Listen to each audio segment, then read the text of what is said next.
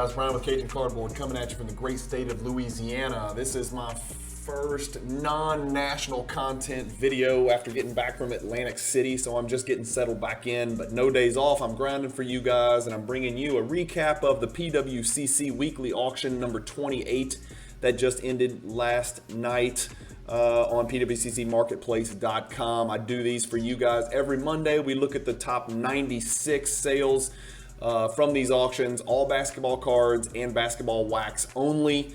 I am coming at you today with a heavy heart. For those of you who are not close friends with me, I sent my oldest daughter off to college today.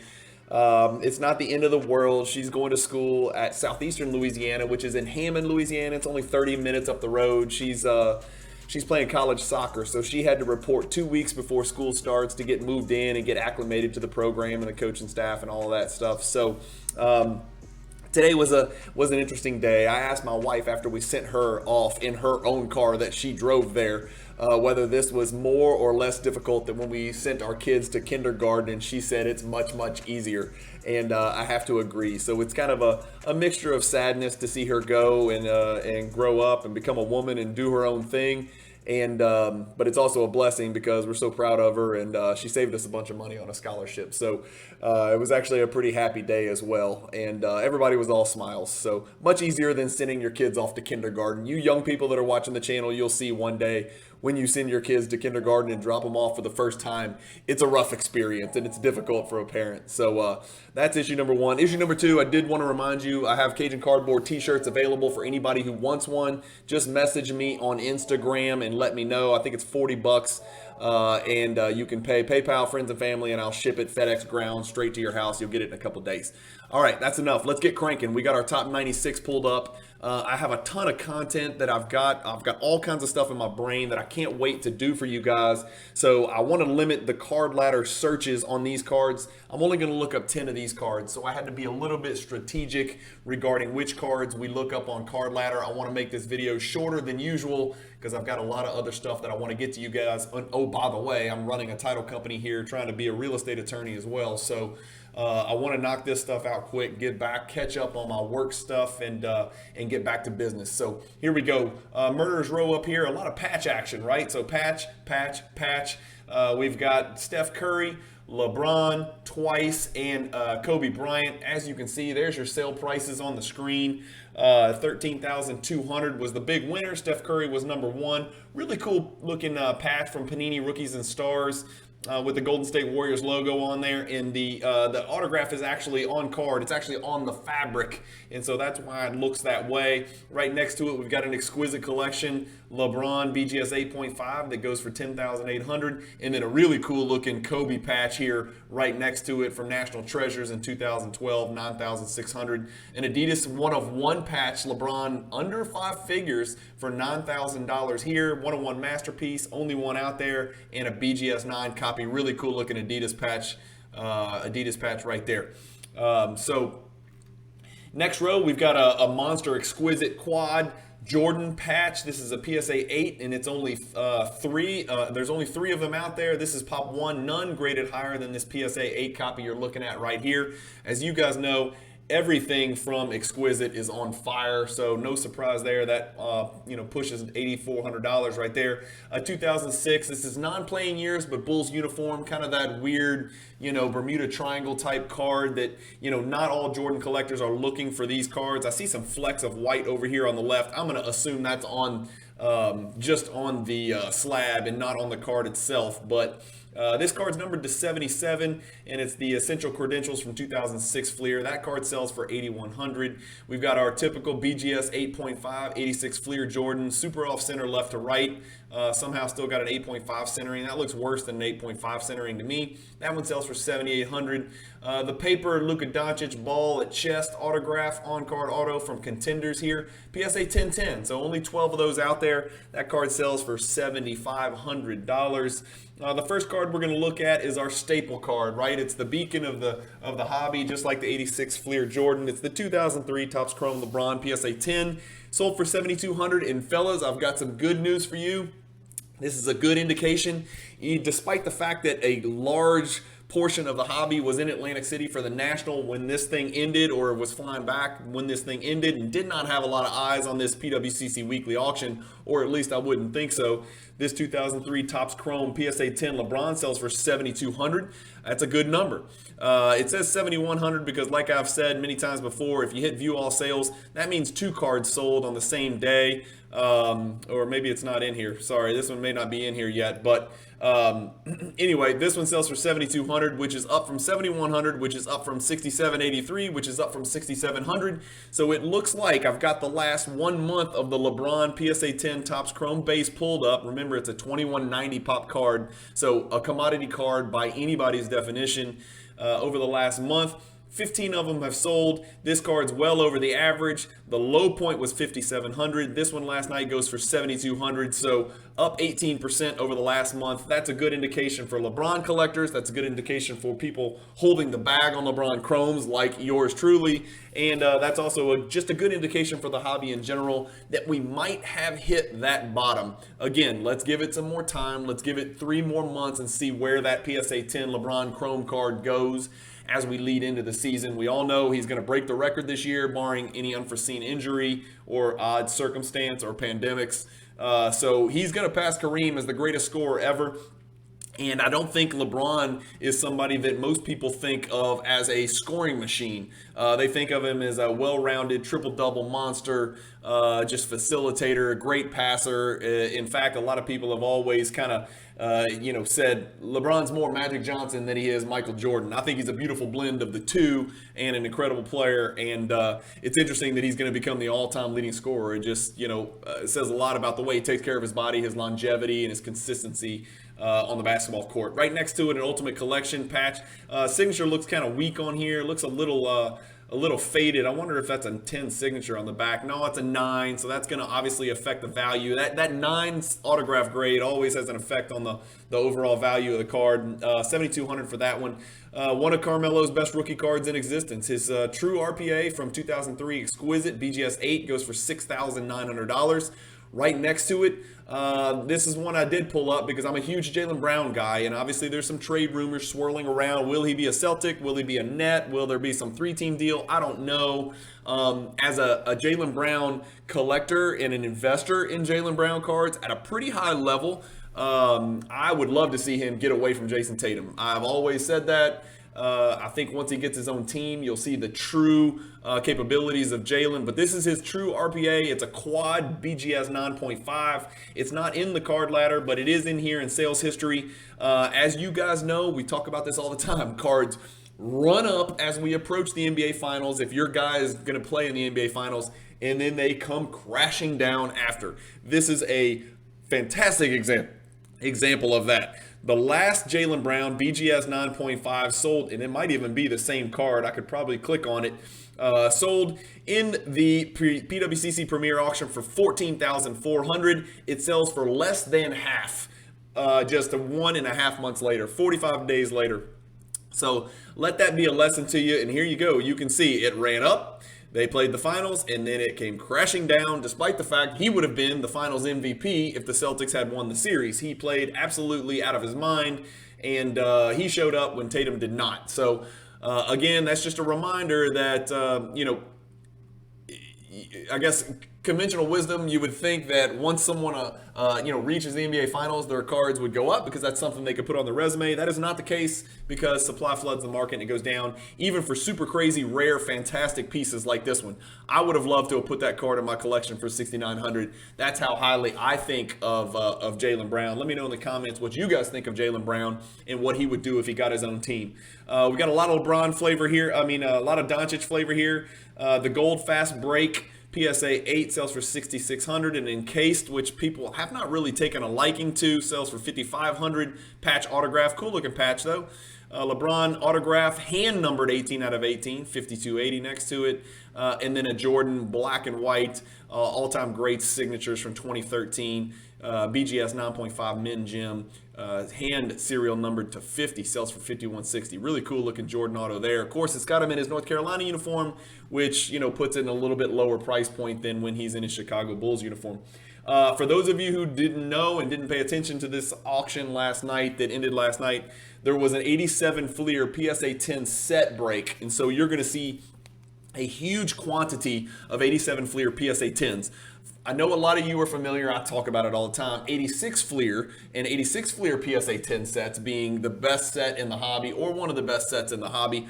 What you don't know is that the 87 Fleer was printed in about 1/4 the print run, number one. And number two, they're absurdly condition sensitive. These cards are preposterously low pop. You've got two of the lowest pop right here in front of you, Thurl Bailey and Joe Barry Carroll, selling for $4,800 and $46.80, pop 8, pop 10. You're going to see that as a constant theme as I scroll down through these first 96. 87 Fleer PSA 10 commons. I will call both these guys commons because they, you know, are, as far as the hobby's concerned. They had pretty good careers, both of them. But $4,000+ for a common is pretty substantial. There are only, as far as I know, I think there's only two complete PSA 10 1987 Fleer sets. I know one of them resides in the great state of Texas, right next to Louisiana, which my good friend is holding on to. So he was very proud of that set. He's got the whole set in PSA 10 base and stickers. I won't name his name because he's an under the radar guy. And anyway, so 87 Fleer is going to show its head a lot in here. Jordan PSA 7 4560. We've got a really cool look, and this is a product that never really caught on, and I think it's been cut short, so I don't think they're making any more Dominion. But this is a PSA 8 jersey tag autograph rookie year. Just a really cool looking. It's a sticker auto, and the auto is way off the sticker, which is not great, and that's probably why they didn't grade the autograph. But PSA 8 masterpiece, 1 of 1, 4560. Next row, yes, I overpaid for this. It's a pop 4. As you guys know, I'm on tilt, man. I am on tilt. I'm addicted to these Damian Lillard cards. I've found a new path in the hobby. It's so exciting for me. If you watch my national video, if you haven't, go watch it. It's got a lot of views. It was actually a pretty good video with just me rambling for about an hour about what I bought and sold and did at the national and who I got to meet. It was really fun. It was a great 72 hours. But as you guys know, I'm crushing the Damian Lillard market right now and attacking the high-end stuff, and decided to pick up this black label because it's pop 1 of 4, and I don't think there's going to be more coming behind it, to be quite honest with you. So I'll put this right next to my silver BGS 9.5 rookie, and that'll be the only two Damian Lillard rookie cards I have in my possession right now, but there will be more to come. Obviously, you'll see this card in great detail on a mail day video that I do in the future. I'm assuming those smudges, since it's a BGS 10 pristine copy, those smudges are on the case itself and not on the card. I just think it's a really cool action pose here of Dame going up to yam the ball, and it's the second black label that I have in my entire collection.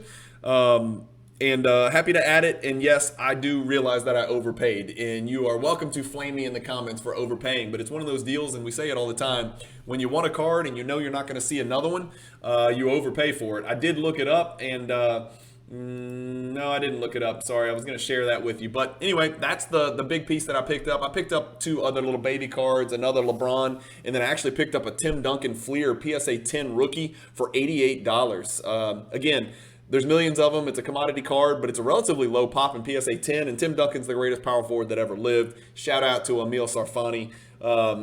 So this was my big pickup and my only big pickup, and yes, I was doing this at the same time I was at the Nationals, so happy to add it to my collection. Anyway, another PSA 10 87 Fleer, another pop 10 Dale Ellis right next to it, 4200. Let's look up these 2 Jordan stickers, 4080 and 3960. This card's on a death march. Again, it's 2004 pop. The PSA 10's the rare one. And so the PSA 10's down a little bit as well, down to 57 after hitting, I believe, 250,000 at one point. Let's see if I'm not mistaken. Yeah, 229,000, sorry, the PSA 10 got to. The PSA 9s are on a little bit of a downward march here over the last month, as you can see, down 25%. Last sold 4,020. These two sell for 4,080 and 3,960. So right on the number. I did also look up this Steph Curry. This is his 2012 Prism BGS 9.5. Sells last night for 3,960. That's up from the last sale. So this one's starting to rebound. Obviously, a few months ago, 7, 8, 9 months ago, it was a $5,500 card when 2012 Prism was hot. 2012 Prism has cooled off a little bit, except for the golds, which are still hot as firecrackers. But this Steph Curry sells for $3,960 last night, which looks like a little uptick, maybe 3 straight or maybe 2 or 3 straight increases in value. Only a Pop 36 card in PSA 10. There's 30 of them, so maybe 66 between it. And selling for a little bit, about 2/3 of what the PSA 10 sells for. So interesting to see there. Another Steph Curry next to it, just a patch card. Jason Tatum, neon orange pulsar prism. Again, too many variations. Select too many variations. Sorry. Another Pop 10 PSA 10 87 Fleer, Michael Cooper, 3,600. The Doc with a nice PWCC E sticker for eye appeal, putting it in the top 15%, sells for 3,480. Doncic Choice Prism Red, numbered to 88, sells for 3,360. That's a PSA 9 copy, not a PSA 10. Let's look up the Magic Bird card here. We've got a nice, about an average looking PSA 8. It does have some of the black smudging over here on the right border. The perforations are damn near perfect centering, and left to right centering and top to bottom centering are actually really good for a PSA 8 copy. Sells for 3,240 last night. And we've got it pulled up here. A big bounce back from the last few sales, from the last sale. Who knows where we're at here? It's down 40%. Again, I like to use the term death march. That's nasty, man. I mean, this is a $5,000 card. I sold mine, about 3.5, 4 months ago. So I was happy to get out of this card when I did. 29, 21 is just now, in the hobby's eyes, it's just too many. Even for the only card featuring 2 of the top 10 greatest players of all time on the same rookie card. Oh, and by the way, Dr. J is squeezed in there in the middle. If we look at the card over the last month, it's steadied out a little bit. And so most of that death march has taken place in the 2 months prior, the 60 days before the last 30 days. So, but again, doesn't look good for high pop cards like that. A Kobe Refractor Apprentices from Topps Finest in 96 PSA 9 sells for 3,240. No coating on that one. 2 more 87 Fleers, Danny Ainge and Mark Aguirre, both over $3,000. Again, the beat continues. How in the world did this get a 10? I have no idea. Look at the left to right centering. I know there's a little bit of wiggle room, but you got to be kidding me. That is ridiculous. Somebody really got lucky on that one. Dual patch game used autograph from 2009, 2880, Jordan and Kobe.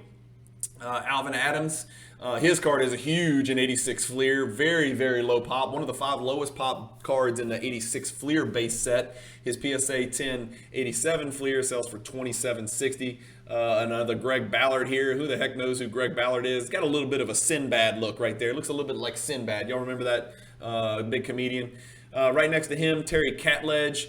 Next to him, Benoit Benjamin. Next to him, John Bagley. So 4 absolute relative no-names in the hobby and in the NBA basketball world sell for over $10,000 between them. That is the power of set collecting. That is what I keep trying to tell my viewers. And I know a lot of you guys already know this, so I'm preaching to the choir. There is money to be made in set collecting. There is money to be made in finding commons in certain sets that are very desirable, getting them graded and selling those commons. It exists. It's happened. I've done it. I've been there. It's worked out very well for me on many, many commons. It's not just the big names that you can make money on in this hobby. If you put in the work and the hours of research and the diligence and buy raw, grade, and flip, you can make a great deal of money if you're messing with the correct sets. 87 Fleer is one of those sets. Very low pop in PSA 10.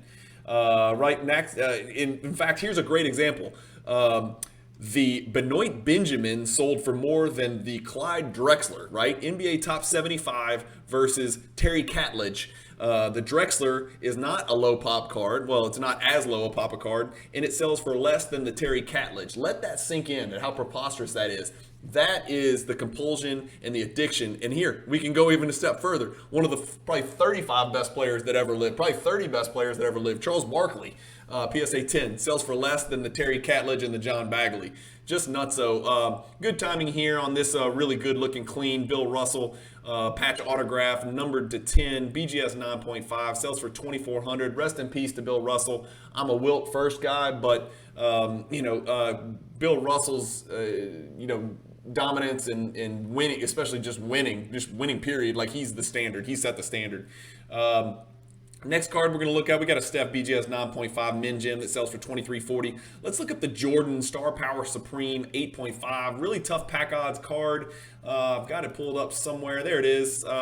Sells, so $731, sold for $2,280. That's our sale right here last night. The surface got banged up. Maybe the buyer's thinking they can clean the card. Maybe it wasn't properly cleaned by whoever submitted it to BGS. If you can get that surface to bump to 8.5, that's immediately a BGS 9 card. So that would be a nice jump there. A BGS 9, that would be a BGS 9 card with very good subgrades, but sells for $2,280 last night. That's a really hard card to pull in those packs from 1997 Ultra, and I've got the last 3 sales pulled up: $2,640, $2,760, and $2,280.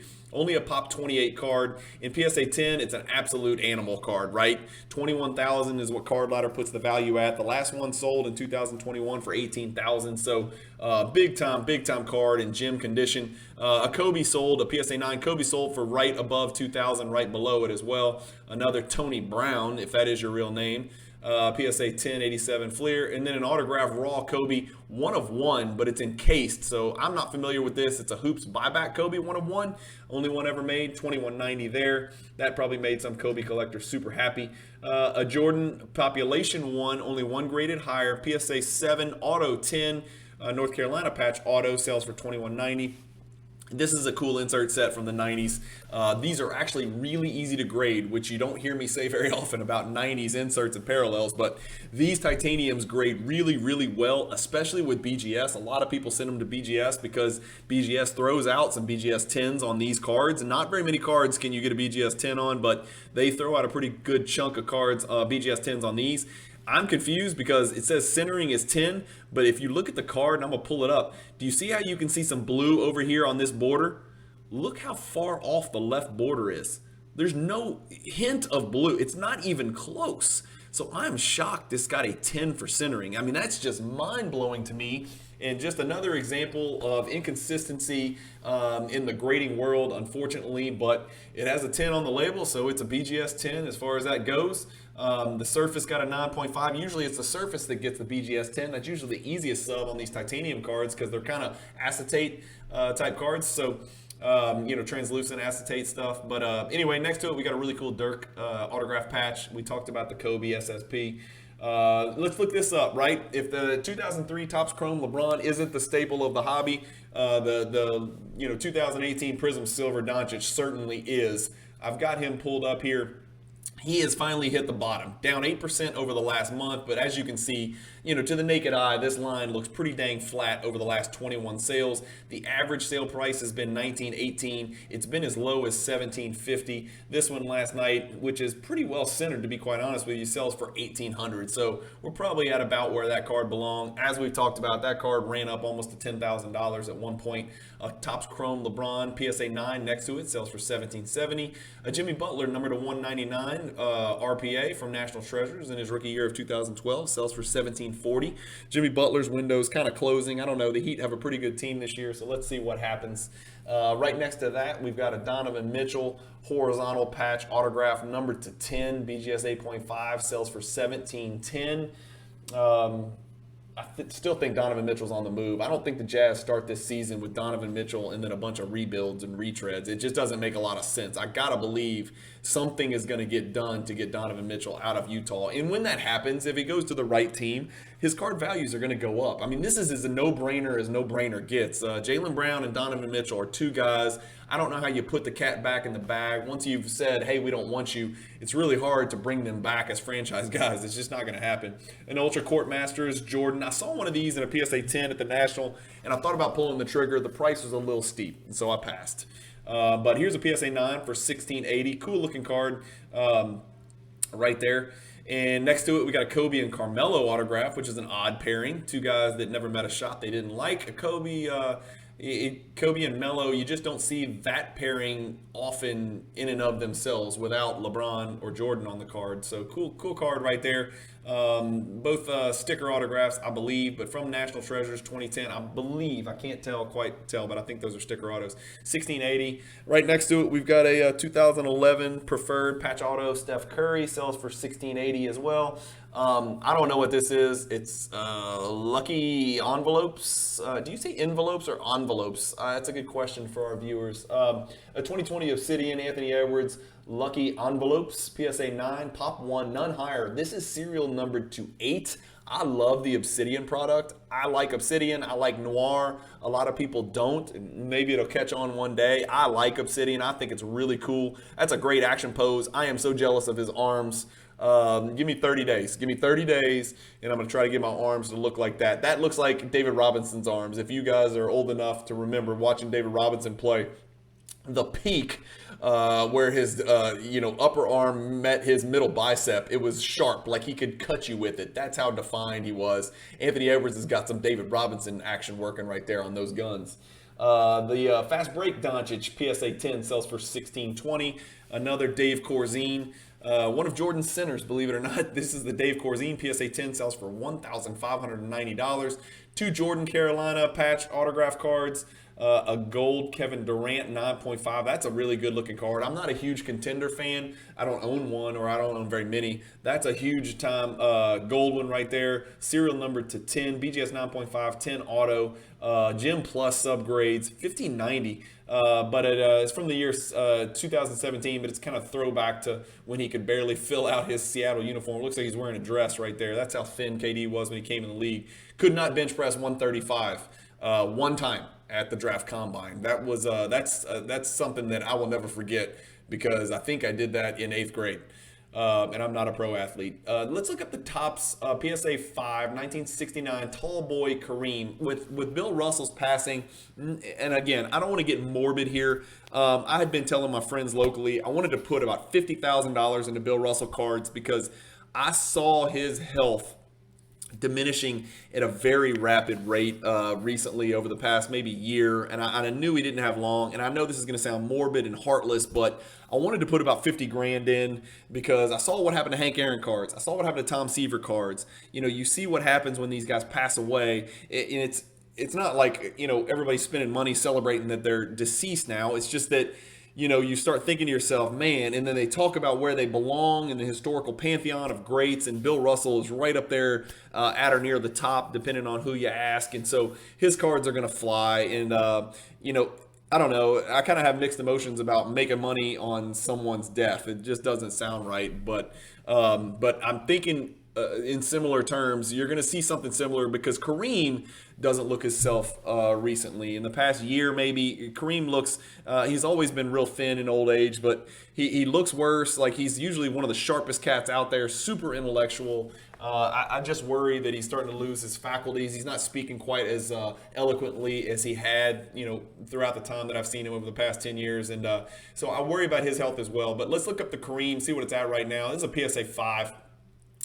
This card's been on a downward march as well. I know everybody's acting like vintage is making this great run, but not all vintage cards are. And this is a really nice Kareem PSA 5. It's a pop 729. I know there's a lot of grades between this and PSA 10, which is a $2 million card, right, or whatever. But not like, these cards don't grow on trees. But it sold for $1,478. If we pan out, I mean, this card at one point got to $5,500. I had one of these. I ended up selling mine. I probably sold mine around here, around $2,500 if I recall. So I guess in hindsight, I'm lucky to have gotten out at that, because I could have lost another $1,500. I hit the reset button on my vintage cards. I don't own a single card before 1985. The 1985 Nike promo is the oldest basketball card that I have in my collection right now. I wanted to kind of hit the reset and clean house on all my vintage stuff in the mid grades. I think I had a Kareem 6.5, and I had a Wilt Chamberlain 4.5 with the PWCC sticker. I sold both of those and my 1980 Bird Magic PSA 9 to a local collector for cash, and was planning to use that money to pour into, yes, that's right, Michael Jordan cards. But not all vintage cards are doing real great. So this Lou Alcindor card is very much on the way down. Over the last 3 months, is down 20%. So sold last night for 1,560. Another really weird dual patch auto card, Dr. Duncanstein, which was one of my heroes growing up in Louisville, Kentucky, before I moved to the great state of Louisiana. Daryl Griffith from Louisville Male High School. Really cool two-color patch with an autograph. And I think it's called dual number pieces because they were both number 35. I don't mean to preach to the choir. It's called number pieces. So Daryl Griffith and Durant were both number 35. And so it's an on-card auto of both, serial number to 35, PSA 7, auto 9. That's a cool card. It's just really odd that Daryl Griffith's on it. It would probably be worth more if you picked if it was just Kevin Durant as a patch auto card. But that's just one of those weird anomalies in the hobby where more is not always better, even if the more is, a really good basketball player. Daryl Griffith was a great basketball player at Louisville and won a championship. I believe it was in 1980, if I'm not mistaken, along with Wally Brown and Scooter and Rodney McRae and those boys.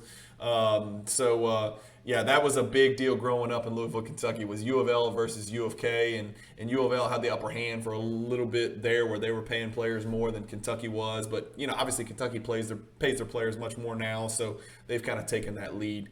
That is tongue in cheek, but not really. We know it's happening. So we got a Luka Doncic Optic Holo, and this is an interesting card because we just looked at the Prism PSA 10 Silver, which is pop 2190. I think that's right. Is that right? I looked it up. Yeah.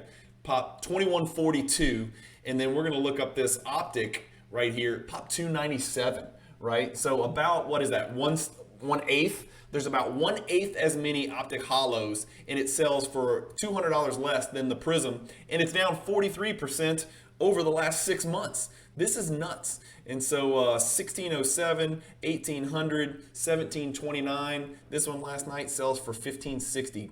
That seems like a better play to me than the 2018 Prism Silver, which has come to be known as the flagship card of the ultra modern collector. I would put my money in this card. It's much harder to gem. There's much fewer printed. It's 1/8 the pop, less than 1/8 of the pop of the 2018 Silver Prism. But as we know, Prism is king as far as the chromey, shiny chromey stuff from the ultra modern basketball world. Really cool looking John Morant Noir PSA 9 Showtime Signatures sells for $1560. Another patch auto Steph. Another Kareem PSA 5 sells for even less, $1530. Buy the card, not the grade. Next to it's a Scottie Pippen 2015 Prism. 2015 is kind of a forgotten year of Prism. They started to do more parallels, but you don't see a lot of 2015 Prism cards out there. Right under that, we have a Michael Porter Jr. Tiger Stripe PSA 10. I've pulled this one up because I wanted you guys to see this incredible journey that Michael Porter Jr. has been on.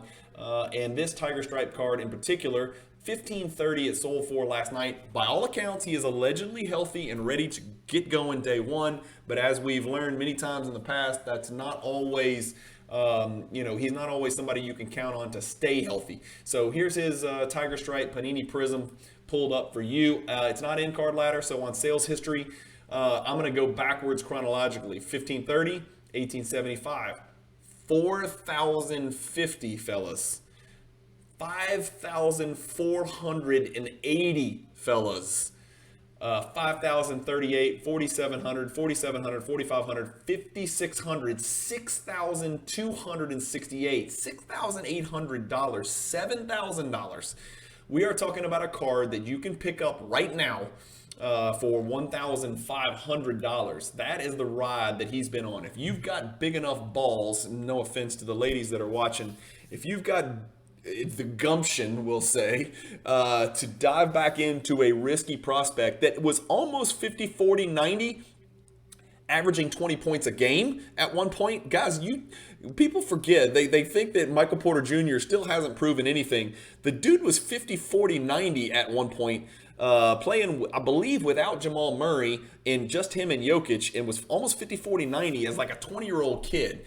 If he can get his back right, Embiid got his back right, Ben Simmons got his back right, even though his brain's not right. If he can get his back right and string together 5 or 6 years, he is an absolutely special player in the NBA. I know he's kind of a tongue-in-cheek joke of the hobby right now, but I would not sleep on his cards, especially as much as they've dipped. I would obviously be not looking at base prism or silver or anything like that. I'd be looking at the super high-end stuff that's going to matter if he does pop, because it'll be easy to get in and out. So I wouldn't buy a large quantity, which would be hard to liquidate. I'd probably be looking at 1 or 2 monster cards that have dropped, by a measurable aggregate amount. But anyway, I'm not here telling you to go buy Michael Porter Jr. I said if you are super brave and if you are not the most risk-averse person, I'll raise my hand. I like to take risks in the hobby. Right next to it, a really cool 97 Metal Universe Kobe. That looks like the PMG Red I have, except this one has a PSA 10 on it. I wonder if I could get mine in a PSA 10 slab. Wouldn't that be nice? Larry Nance, PSA 10, 87 Fleer. I skipped over a zebra print, RJ Barrett. It's interesting, there's a tiger and a zebra on the same row. Neither of them mean much to me. On the next row, we've got LeBron, first edition, BGS 9, 1470 at Tatum. Tatum cards have come crashing down, 1470 for this blue fast break, PSA 10. This Shaq card did not do well at 1440. I remember when this card was over $2,000. Terry Cummings, 87 Fleer, 1410. A Ewing, really cool Ewing card. For those of you not familiar, this is the 1998 Essential Credentials Future, which is numbered only to 67. This one's numbered to 67. It's a BGS 9.5, which is also rare. Pop 6 card. 1410 for a Patrick Ewing card. Good to see.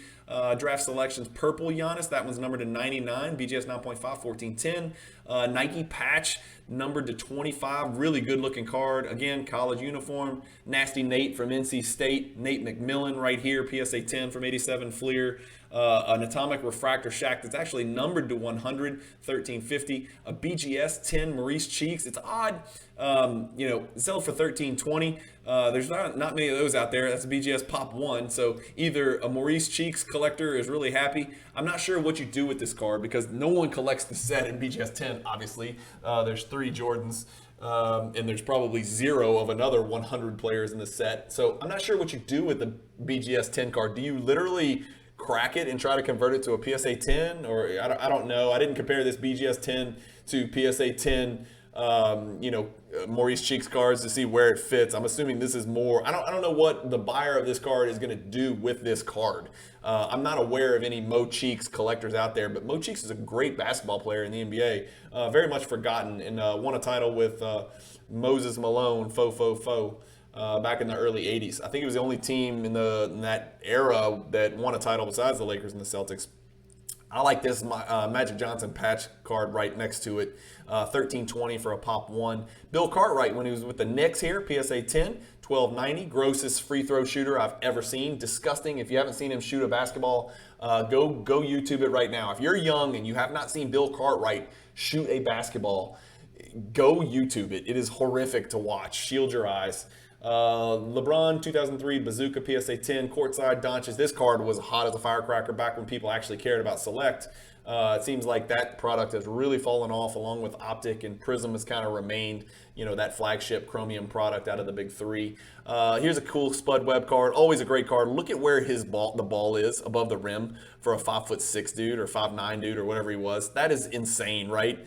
Really cool looking card. He's rocking the low cut ponies, which all of us dreamed about. No, I'm just kidding. I was wearing Jordans. But he's rocking these low-cut ponies that look like Jordan 1s, same color and everything. 1260 for that one. A black gold Tyler Hero, 1290. That card during the bubble of 2020 would have been worth like $50,000. BGS 9.5 Quad Gem hot numbers. If you guys aren't familiar with this, I think I did an Explore the Card episode on this insert from the 1995 Flair set. Really cool looking lenticular pattern on the front. Really cool looking card, kind of vinyl, kind of like a Sports Flicks cards like Cage likes to talk about all the time. Sports Flicks cards from the 80s. We got a 61 Fleer Oscar Robinson PSA 4 for $1,200. A Brad Daugherty PSA 10, very underrated center. He just got caught playing in an era where there was like 7 or 8 centers that were just all-world, top 75 type guys. And so Brad Daugherty was a great center and just could never get over the hump because he was a little too fat and a little too out of shape, couldn't jump, but very skilled, very intelligent player. I think that's Kareem checking him right there. That's probably not going to go well for Brad Daugherty, although that's late year Kareem, so he's probably okay. And then the last card in our top 96 is this Luka Doncic Ruby Wave PSA 10, sold for $1,140. So to go back to the first row and recap. We got a Steph, 2 LeBron cards, 1 auto and 1 patch, 1/1 masterpiece, and then a badass Kobe Bryant National Treasures numbered to 8. Patch auto card right next to that. So that's it, guys. Thank you guys for watching. As always, I wanted to crank this out quick. 40 minutes, not too bad.